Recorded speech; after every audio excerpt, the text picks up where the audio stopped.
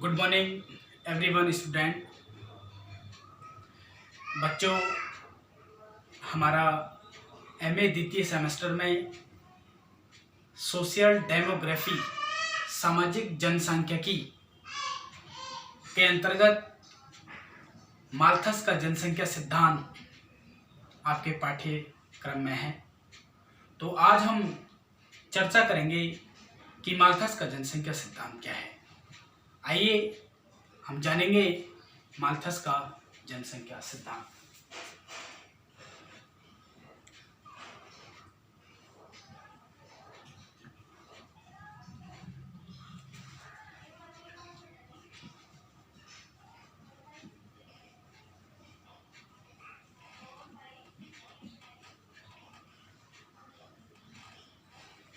Malthus का पूरा नाम थॉमस माल्थस है।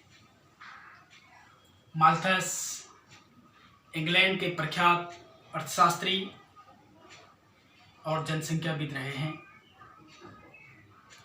माल्थस ने अपने जनसंख्या सिद्धांत के अंतर्गत जनसंख्या की समस्याएं और उनका वैज्ञानिक अध्ययन किया। माल्थस की सुप्रसिद्ध पुस्तक an essay on the principle of population में उन्होंने जनसंख्या की समस्याओं, जनसंख्या वृद्धि के समाज पर प्रभाव और उनके उपाय पर विस्तार पूर्वक चर्चा की है। माल्थस ने कहा है कि किसी भी राष्ट्र के विकास के लिए दो संसाधनों की आवश्यकता होती है। पहला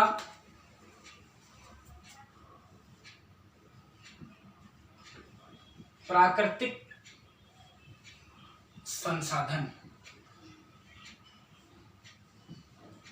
दूसरा मानवीय संसाधन। हम बात करेंगे प्राकृतिक संसाधन। प्राकृतिक संसाधन क्या है? प्राकृतिक जो संपदा है, जो प्रकृति ने हमें निःशुल्क उपहार दी है, जल, जंगल, जमीन, जो किसी भी राज्य, किसी भी राष्ट्र के विकास के लिए एक महत्वपूर्ण योगदान के रूप में कार्य करती हैं, उनको हम कहते हैं प्राकृतिक संसाधन। जैसे कि जल, जंगल और जमीन, ये क्या है? प्राकृतिक संसाधन। किसी भी देश के विकास के लिए प्राकृतिक संसाधनों का परिपूर्ण होना और उसके विकास में एक योगदान देना एक महत्वपूर्ण बात है। सेकंड है मानवीय संसाधन। मानवीय संसाधन के अंतर्गत क्या है? जनसंख्या। किसी भी राज्य में निवास कर रहे स्त्री और पुरुषों की संख्या को हम जनसंख्या कहते हैं। जनमानस। इसी जनसंख्या के आधार पर माल्थस ने अपना जनसंख्या का सिद्धांत प्रस्तुत किया। माल्थस ने कहा है कि विकास के लिए वहां की जनसंख्या का शिक्षित, जागरूक होना अति आवश्यक है। यदि वहां की जनसंख्या जागरूक नहीं है, शिक्षित नहीं है, तो उस राज्य का विकास नहीं हो सकता। माल्थस ने कहा है कि विकास के लिए जनसंख्या को नियंत्रित होना अति आवश्यक है। माल्थस ने अपने जनसंख्या सिद्धांत के अंतर्गत जनसंख्या वृद्धि दर और खाद्यान्न पूर्ति दर के माध्यम से अपने सिद्धांत को स्पष्ट करने का प्रयास किया। देखिए, पहला उन्होंने कहा है कि जनसंख्या वृद्धि दर, और दूसरा उन्होंने कहा खाद्यान्न पूर्ति दर।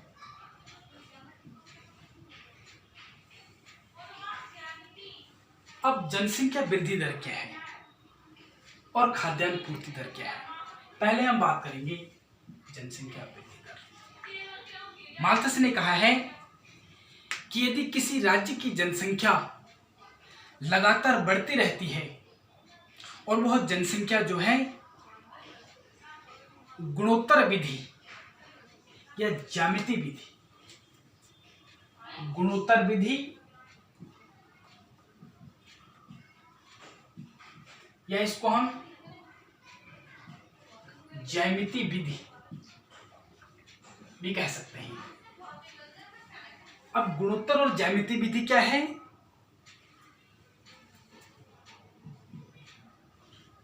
दो, 4, 6, 8, 16, 32, 64, 128, ये गुणोत्तर विधि है। माल्थस ने स्पष्ट करा है कि किसी भी राज्य की जनसंख्या लगातार जो है गुणोत्तर विधि से बढ़ रही है, अर्थात ज्यामिति विधि से बढ़ रही है। वो ज्यामिति विधि क्या है? 2, 4, 6, 8, 16, 32, 64, 128, ये सब क्या है? गुणोत्तर विधि, अर्थात जो जनसंख्या जो वृद्धि कर रही है वो दुगने आंकड़ों के माध्यम से बढ़ रही है जनसंख्या। उसी प्रकार से माल्थस ने खाद्यान्न पूर्ति दर की बात कही कि राज्य में जो खाद्यान्न पूर्ति दर है वो किस तरह से बढ़ रहे हैं? अंक गणितीय विधि, अंक गणितीय विधि। और वो अंक गणितीय विधि क्या है? 1, 2, 3, 4, 5, 6। माल्थस ने कहा है कि जनसंख्या वृद्धि तो हो रही है गुणोत्तर विधि से, ज्यामिति विधि से, 2, 4, 6, 8, 16, 32, 64, 128, इस तरह से। और जो खाद्यान्न पूर्ति के जो संसाधन हैं वो कैसे बढ़ रहे हैं? अंक गणितीय विधि। वो अंक गणितीय विधि क्या है?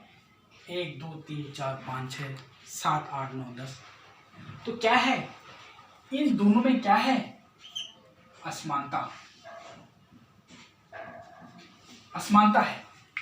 यदि हम इनके आधार पर यदि आकलन करते हैं तो हमारी जो जनसंख्या वृद्धि जो है वो तो गुणोत्तर विधि से बढ़ रही है और जो खाद्यान्न पूर्ति दर है वो अंक गणितीय विधि से।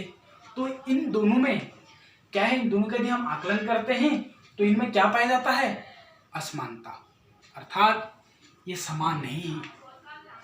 माल्थस कहते हैं कि जहां पर जनसंख्या वृद्धि दर और खाद्यान्न पूर्ति दर के जो आंकड़े हैं उनमें असमानता पाई जाती है, वो समानांतर नहीं है, तो उस राज्य की जो व्यवस्था क्या होगी? अव्यवस्थित होगी। और स्वाभाविक है कि जहां जनसंख्या तो बढ़ रही है और हमारे जो खाद्यान्न पूर्ति के जो संसाधन है वो नहीं बढ़ रहे, तो इनका जो ग्राफ है इस ग्राफ में क्या होगा? उतार चढ़ाव, ये असमान है। तो माल्थस का जनसंख्या सिद्धांत यही है। माल्थस कहते हैं कि इन आंकड़ों में यदि समानता नहीं पाई जाएगी तो उस राज्य का, उस राष्ट्र का, उस देश का विकास नहीं हो सकता। और आज बच्चों जो जनसंख्या वृद्धि है वो लगातार बढ़ती जा रही है, और जो जनसंख्या जो बढ़ रही है उसे हमारे समाज में विभिन्न सामाजिक समस्याएं, शिक्षा, आवास, चिकित्सा, भोजन, ये जो विभिन्न बुनियादी जो आवश्यकताएं हैं मानव की, उनकी कमी महसूस हो रही है ना। तो कहने का तात्पर्य है कि माल्थस का सिद्धांत कहता है कि यदि किसी देश का सुव्यवस्थित विकास यदि आप चाहते हैं तो जनसंख्या वृद्धि दर और वहाँ के जो खाद्यान्न पूर्ति के जो संसाधन हैं उनका जो आंकड़ा है वो समान होना चाहिए, तभी उस राज्य का विकास हो सकता है। अब माल्थस ने कहा कि इस लगातार अनियंत्रित गति से बढ़ती जनसंख्या पर रोक जो है कि अति आवश्यक है। यदि इस बढ़ती जनसंख्या को नियंत्रित नहीं किया जा सके तो हमारे समाज में जो है कि और भी अवस्था फैल जाएगी। और माल्थस ने जनसंख्या नियंत्रण के उपाय जो बताए हैं वो उपाय क्या हैं उन पर हम चर्चा करेंगे। माल्थस ने जनसंख्या नियंत्रण के जो उपाय बताए हैं उन उपायों में जनसंख्या नियंत्रण के उपाय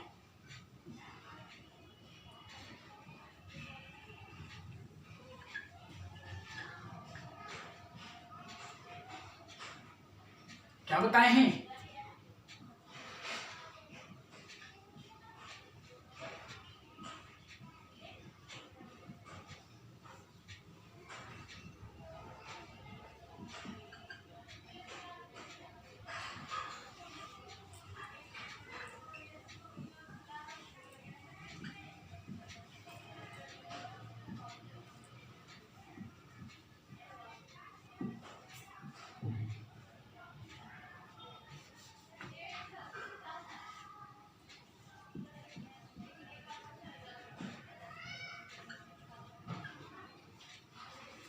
माल्थस ने कहा है कि यदि किसी भी राज्य की जनसंख्या को नियंत्रित करना है तो उसके लिए जो है नियंत्रण के जो उपाय हैं उनमें सबसे पहला है बाढ़। माल्थस कहते हैं कि यदि मनुष्य ने जनसंख्या को नियंत्रण नहीं किया तो प्रकृति जो है अपने स्तर से जनता को नियंत्रित करती है। वो कैसे? बाढ़। आपने देखा होगा कि 2013 में जो उत्तराखंड में जो त्रासदी हुई थी उससे विशाल जनमानस, विशाल जनसंख्या तहस नहस हो गई थी। तो उससे क्या है कि जनसंख्या क्या हो गई? नियंत्रित हो गई। उसी प्रकार से महामारी आज संपूर्ण राष्ट्र के लिए हम बात करते हैं तो कोरोना जो है कि एक महामारी के रूप में फैल गई है। और महामारी के माध्यम से क्या हो रही है, चाहे हम भारत की बात करें, चाहे हम अमेरिका की बात करें, इटली की बात करें, जर्मन की बात करें, तो ये सब कंट्री क्या हैं? कोरोना महामारी से प्रभावित हैं।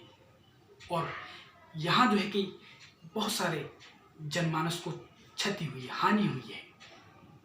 तो माल्थस कहते हैं कि यदि व्यक्ति ने जनसंख्या के कुप्रभाव को नहीं समझा, यदि उसने जनसंख्या को नियंत्रण नहीं किया तो क्या होगी? महामारी फैलेगी और जनसंख्या क्या होगी? नियंत्रण में आ जाएगी। उसी प्रकार से अकाल सूखा पड़ जाता है। उसी प्रकार से युद्ध, यदि दो देशों के मध्य युद्ध होता है तो बहुत सारे सैनिक मारे जाते हैं। उससे क्या होगी? पॉपुलेशन कंट्रोल, जनसंख्या नियंत्रण में रहेगी। उसी प्रकार से कुछ कृत्रिम संसाधन, माल्थस ने कहा है कि जनसंख्या को नियंत्रित करने के लिए कुछ कृत्रिम संसाधनों की आवश्यकता भी होती है। जैसे नैतिकता, मनुष्य नैतिक आदर्श जीवन व्यतीत करे, संयम बरते और ब्रह्मचर्य जीवन व्यतीत करे तो जनसंख्या को नियंत्रण पाया जा सकता है। माल्थस ने जनसंख्या को नियंत्रण में करने के लिए बाढ़, महामारी, अकाल, युद्ध, नैतिकता, संयम, ब्रह्मचर्य जीवन व्यतीत करने के लिए कहा है।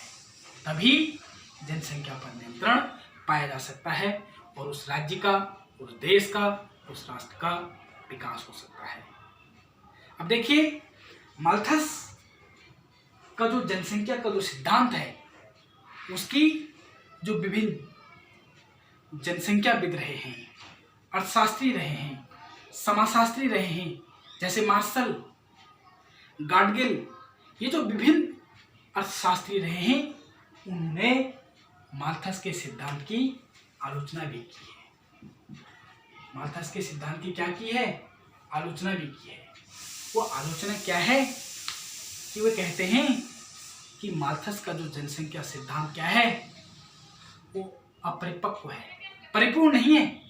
माल्थस ने कदापि यह चिंतन नहीं किया कि जनसंख्या नियंत्रण केवल प्राकृतिक आपदा से ही हो सकती है। यह सही है? कदापि नहीं। तो जो आलोचक रहे हैं, जिन्होंने माल्थस के जनसंख्या सिद्धांत की आलोचना की है, माल्थस कहते हैं कि जनसंख्या को नियंत्रण में लाने के लिए प्राकृतिक जो आपदाएं आ जाएंगी तो जनसंख्या स्वतः ही नियंत्रण में आ जाएगी। लेकिन जो विभिन्न जो अर्थशास्त्री हैं, समाजशास्त्री हैं, जनसंख्याविद हैं, उन्होंने कहा है कि कदापि ऐसा नहीं है। जनसंख्या को नियंत्रण करने के लिए और अन्य संसाधन भी पाए जाते हैं, उनका भी प्रयोग किया जा सकता है। तो उन्होंने माल्थस के सिद्धांत की आलोचना की है। तो बच्चों, अधिकांशतः परीक्षाओं में पूछा जाता है कि माल्थस का जनसंख्या सिद्धांत क्या है, और माल्थस के जनसंख्या सिद्धांत की विस्तार पूर्वक चर्चा करें, चाहे अर्थशास्त्र में हो चाहे समाजशास्त्र में हो। तो अर्थशास्त्र के जो स्टूडेंट हैं उनके लिए भी बेनिफिट है, और जो समाजशास्त्र के स्टूडेंट हैं उनके लिए भी बेनिफिट है कि माल्थस का जनसंख्या सिद्धांत क्या है। तो ये हमारा माल्थस का जनसंख्या सिद्धांत था। मैं आशा करता हूँ कि सभी छात्र एवं छात्राओं से आप अपने पाठ्यक्रम में इस अध्याय को ध्यान से पढ़ें और विस्तार से पढ़ें, तो आपको बहुत जल्द ही समझ में आएगा। धन्यवाद।